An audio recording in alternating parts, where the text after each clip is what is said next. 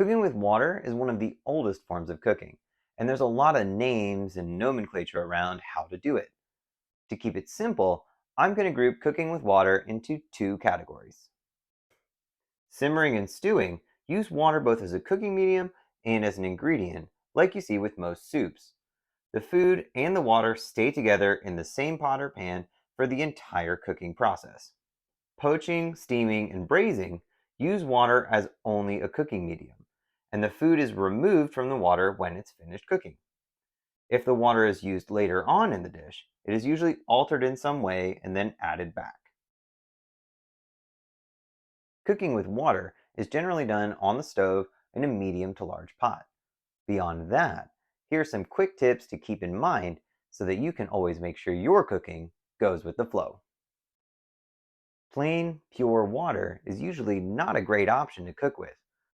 Wine, beer, liquor, milk, fruit juices, or stocks are better options because they will actually add flavor to the food rather than take it away, like plain water will. A pot with water should only be filled about 2/3 to 3/4 of the way full.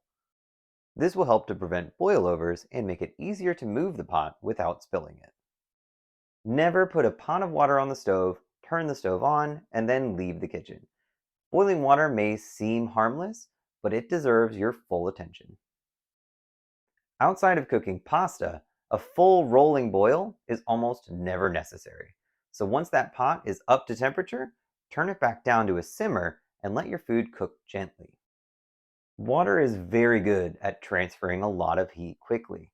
This is especially important if your pot holders ever get wet, because that heat will transfer straight through to your hand. Any water used for poaching where the food is removed after it's done needs to be heavily flavored and heavily seasoned.